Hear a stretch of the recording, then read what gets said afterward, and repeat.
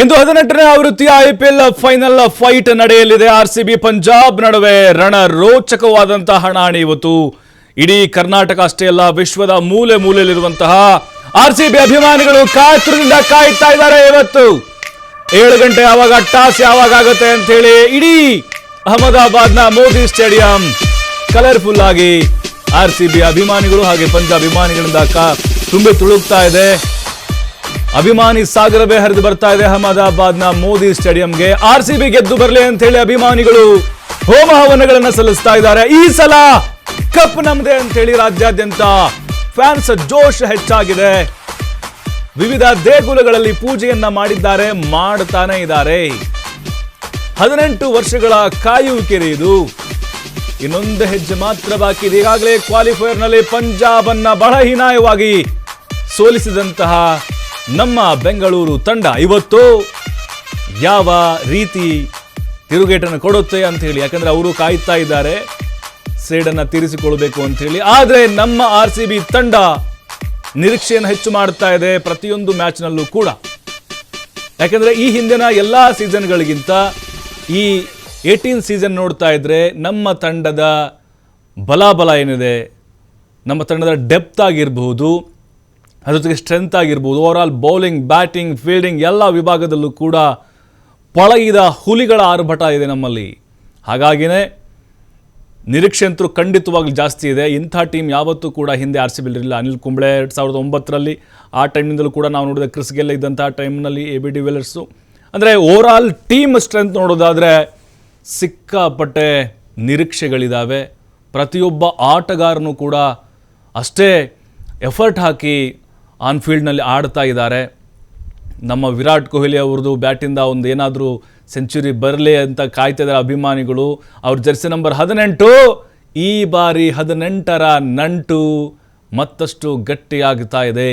ಅದರ ಜೊತೆಗೆ ಈಗಾಗಲೇ ನಮ್ಮೆಲ್ಲ ಆಟಗಾರರು ಕೂಡ ಬಹಳ ಹುರುಪಿನಿಂದ ಎಲ್ಲ ಪಂದ್ಯಗಳಲ್ಲಿ ಆಡ್ತಾ ಬರ್ತಾ ಇದ್ದಾರೆ. ಅದರಲ್ಲೂ ಪಂಜಾಬ್ ತಂಡದ ಮೇಲೆ ಮೊನ್ನೆ ಕ್ವಾಲಿಫೈಯರ್ ಪಂದ್ಯದಲ್ಲಿ ನೋಡಿದ್ವಿ ಎಂಥ ಹೀನಾಯವಾದಂಥ ಏಟನ್ನು ಕೊಟ್ಟರು ಅವ್ರಿಗೆ ಅಂಥೇಳಿ. ಅದ್ರ ಹಿಂದೆ ಕೂಡ ಒಂದು ಮ್ಯಾಚನ್ನು ನಾವು ಅವ್ರ ವಿರುದ್ಧ ಗೆದ್ದಿದ್ದೀವಿ. ಇಲ್ಲಿವರೆಗೂ ನೋಡಿ 36 ಮ್ಯಾಚ್ಗಳು ನಮ್ಮ ಮತ್ತು RCB ಮಧ್ಯೆ ನಡೆದಿದ್ದಾವೆ. ಅತಿ ಹೆಚ್ಚಿನ ಪಂದ್ಯಗಳನ್ನು RCB ಇಲ್ಲಿ ಗೆದ್ದಿದೆ.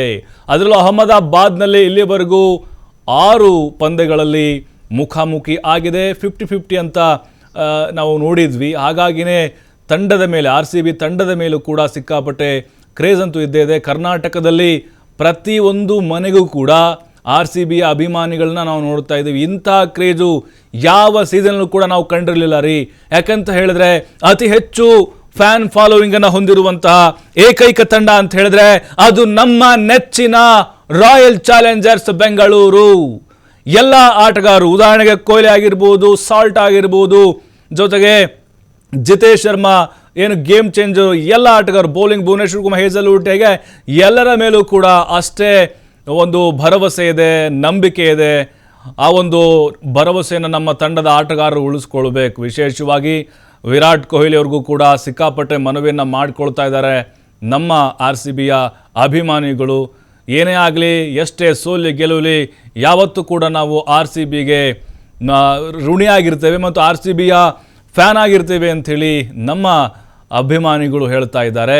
ಹಾಗಾಗಿನೇ 18 ವರ್ಷಗಳ ಕನಸು ನನಸಾಗುತ್ತಾ. ಈಗಾಗಲೇ 3 ಬಾರಿ 4 ಬಾರಿ ಫೈನಲ್ನಲ್ಲಿ ಈಗಾಗಲೇ ಆಡಿರುವಂತಹ RCB ಏನಿದೆ, ಈಗ ಮತ್ತೊಂದು ಫೈನಲ್ಗೆ ಎಂಟ್ರಿಯನ್ನು ಕೊಟ್ಟಿದೆ. ಈಗ ಯಾವುದೇ ಟೀಮ್ ಗೆದ್ದರೂ ಕೂಡ ಚೊಚ್ಚಲ ಪ್ರಶಸ್ತಿಯನ್ನು ಮುಡಿಗೇರಿಸಿಕೊಂಡಂಗಾಗುತ್ತೆ. ಅದರಲ್ಲೂ ನಮ್ಮ ಕನ್ನಡಿಗರ ಕಮಾಲ್ ಕೂಡ ಎರಡೂ ತಂಡದಲ್ಲಿರುತ್ತೆ.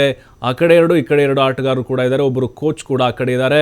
ಹಾಗಾಗಿಯೇ ನಮ್ಮ ಕನ್ನಡಿಗರದ್ದು ಕೂಡ ಈ ಬಾರಿ ಕಮಾಲ್ ಮಾಡುವಂತಹ ನಿರೀಕ್ಷೆಗಳಿದ್ದಾವೆ. ಕರ್ನಾಟಕದ ಬಹುತೇಕ ಜಿಲ್ಲೆಗಳಲ್ಲಿ ನಾವು ನೋಡಿದ ಹಾಗೆ ಬೆಳಗ್ಗೆಯಿಂದ ಅಷ್ಟೇ ಅಲ್ಲ, ನಿನ್ನೆಯಿಂದಲೂ ಕೂಡ ಕ್ರಿಕೆಟ್ ಜ್ವರವನ್ನು ನೋಡ್ತಾ ಇದ್ದೀವಿ. ಎಲ್ಲ ದೇವಾಲಯಗಳಲ್ಲಿ ವಿಶೇಷವಾದಂಥ ಪೂಜೆ ಪುನಸ್ಕಾರಗಳು ನೆರವೇರ್ತಾ ಇದ್ದಾವೆ. ಜರ್ಸಿಗಳು ಭರ್ಜರಿಯಾಗಿ ಬಿಕರಿಯಾಗಿದ್ದಾವೆ. ಕೋಟಿ ಕೋಟಿ ವ್ಯಾಪಾರ ವಹಿವಾಟು ನಡೀತಾ ಇದೆ.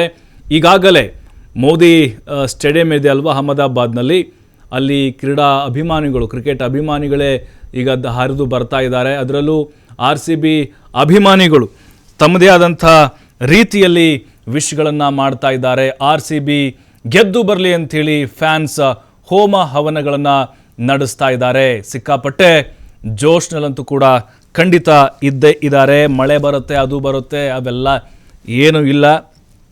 ನಾವು ಮೊನ್ನೆ ಮ್ಯಾಚಲ್ಲಿ ಕೂಡ ನೋಡಿದ್ವಿ, ಒಂದೆರಡು ವಾರ ಎಕ್ಸ್ಟೆಂಡ್ ಆಯಿತು. ಅದು ಆ ಥರದ ವಾತಾವರಣ ಸದ್ಯಕ್ಕೆ ಇಲ್ಲ ಅಂತ ಗೊತ್ತಾಗ್ತಾ ಇದೆ. ನಮ್ಮ ವಿರಾಟ್ ಕೊಹ್ಲಿ ಅವರ ಸಂಘಟಿತ ಪ್ರದರ್ಶನ ಹಾಗೆ ನಮ್ಮ ಬಲಿಷ್ಠ ಬೌಲಿಂಗ್ ಪಡೆ ಕೂಡ ತಂಡಕ್ಕೆ ಒಂದು ಉತ್ತಮ ಲಯವನ್ನು ಕಂಡುಕೊಳ್ಬೋದು. ಜೊತೆಗೆ ಸ್ವಲ್ಪ ಈಗ ರಜತ್ ಪಟ್ಟಿದಾರ್ ಲಯದಲ್ಲಿ ಬರಬೇಕಂತ ಅನಿಸುತ್ತೆ. ಲಿವಿಂಗ್ ಸ್ಟೋನ್ ಇನ್ನೂ ಕೂಡ ಉತ್ತಮವಾಗಿ ಆಡಬೇಕಂತ ಅನಿಸುತ್ತೆ. ಜೊತೆಗೆ ಡೇವಿಡ್ ಇನ್ನೂ ಫಿಟ್ ಆಗಿಲ್ಲ ಅಂತ ಹೇಳ್ತಿದ್ರು, ಅವರು ಕೂಡ ಮತ್ತೆ ಲಯಕ್ಕೆ ಮರಳಿದ್ರೆ ಖಂಡಿತವಾಗ್ಲೂ 200 ಅಂತರೂ ಖಂಡಿತ ಇವತ್ತು